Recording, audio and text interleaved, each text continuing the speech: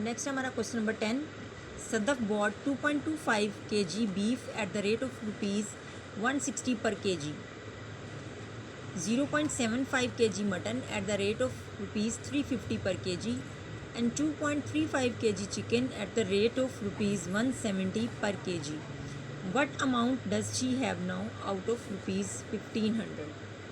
यानी उसने 1500 जो है वो दिए हैं, उसमें से उसने जो बीफ ख़रीदा है वो 2.25 kg है, उसका रेट क्या है 160, यानी 1 किलोग्राम जो है उसकी कीमत 160 रुपीज़ है। फिर उसने मटन जो लिया है वो 0.75 kg लिया है और उसका रेट क्या है 1 kg का ₹350, और जो चिकन उसने ख़रीदा है वो 2.35 kg है और उसका रेट जो है वो 1 kg का 170 रुपीज़ है। अब 1500 में से उसको कितनी अमाउंट जो है वो वापस मिली है, ये हमने फाइंड आउट करना है। अब इसका सोल्यूशन स्टार्ट करते हैं हम। सबसे पहले क्या स्टेटमेंट है, 2.25 किलोग्राम गाय का गोश्त बाहिसाब 160 रुपये फ़ी किलोग्राम। ये हम लिखेंगे 2.25 किलोग्राम गाय का गोश्त बाहिसाब 160 रुपये फ़ी kilogram in the price of 2.25 kg beef at the rate of ₹160 per kg। तो वो कितना है हमारे पास, 2.25 को हम मल्टीप्लाई कर देंगे 160 के साथ, तो दोनों को मल्टीप्लाई किया इधर हमने, ये देखिए इसको मल्टीप्लाई किया हमने इधर, तो मल्टीप्लाई करने से हमारे पास क्या आ गया आंसर। पहले आपने पॉइंट को नहीं देखना है और सिंपल मल्टीप्लिकेशन करनी है, यानी ज़ीरो के साथ मल्टीप्लाई किया, 3 डिजिट से 3 ज़ीरो आ गए, क्रॉस लगाया हमने, 6 5 30, 0 3 कैरी दिया, 6 2 12 एंड 3 15, 5 इधर लगाया, 1 कैरी दिया, 6 2 12 एंड 1 13। यानी हमने पॉइंट को नहीं देखना है और सिंपल मल्टीप्लिकेशन कर लेंगे। जब हमारी मल्टीप्लिकेशन कंप्लीट हो जाएगी तो लास्ट में आंसर में हमने पॉइंट लगाना है। कैसे लगाएंगे, 2 डिजिट्स के बाद पॉइंट है तो आंसर में 2 डिजिट्स छोड़ने के बाद हमने पॉइंट लगा लेना है। तो हमारा आंसर क्या आ गया, ₹360.00। अब नेक्स्ट हमारे पास क्या स्टेटमेंट है, 0.75 किलोग्राम बकरे का गोश्त बाहिसाब 350 रुपये फ़ी किलोग्राम। ये स्टेटमेंट हमने लिखनी है। The price of 0.75 kg mutton at the rate of ₹350 per kg। 0.75 को 350 के साथ हमने मल्टीप्लाई करना है, ये 350 है, 350 के साथ हम इसको मल्टीप्लाई कर लेते हैं। अब ये 0.75 है, इसको आप 0.75 भी लिख सकते हैं। 0.75 स्टार्ट पे ज़ीरो लगाने की ज़रूरत नहीं है। ये 0.75 को 350 के साथ हमने मल्टीप्लाई किया। अब 350 के साथ यहाँ मल्टीप्लाई करेंगे तो पहले ज़ीरो के साथ मल्टीप्लाई करते हैं। ज़ीरो को 5 से किया, ज़ीरो आ गया, 0 7 0 आ गया, क्रॉस लगाया, 5 के साथ किया, 5 5 25, ये 5 और 2 कैरी दे दिया, 5 7 35 और 2 ऐड किए 37 हो गए।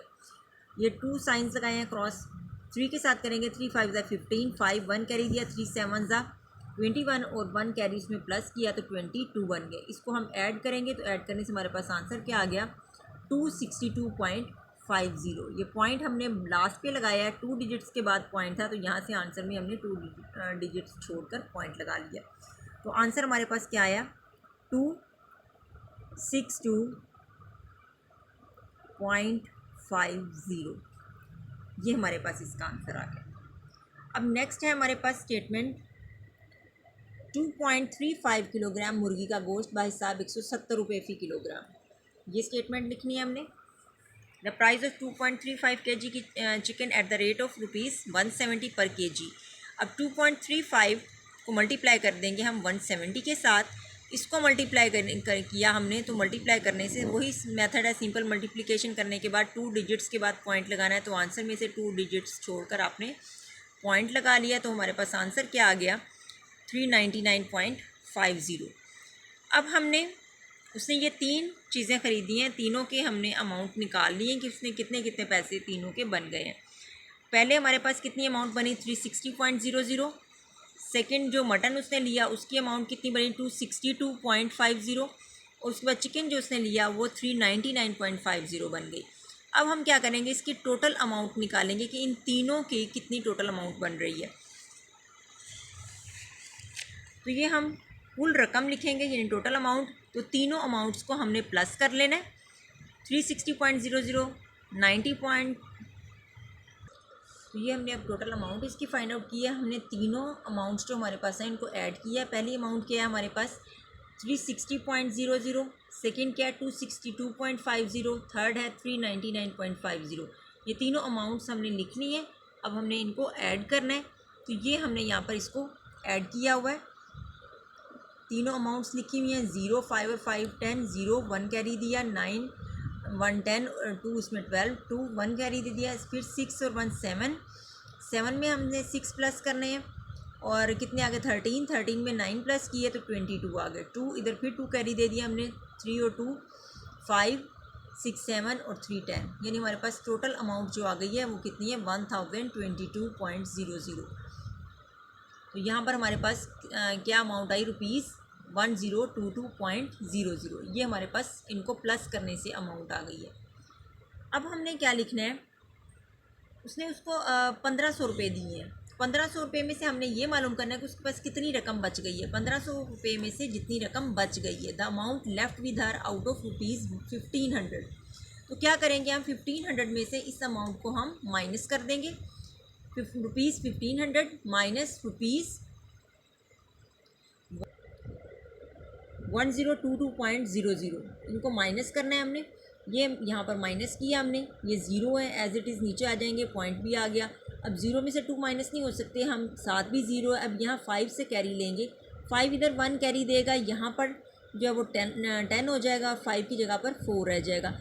ये 10 इधर 1 कैरी देगा तो 10 की जगह पर रह गया 9 और यहाँ पर 1 आ गया तो 10 बन गया। 10 में से 2 माइनस किए 8, 9 में से 2 माइनस किए, यहाँ पर हमारे पास आ गया 7 और 4 में से 0 माइनस करने हैं तो ये 4 ही आएगा। 1 में से 1 माइनस करेंगे तो 0 आ जाएगा। यानी हमारे पास जो आंसर आ गया, जो अमाउंट आ गई वो कितनी है 478 रुपीज़।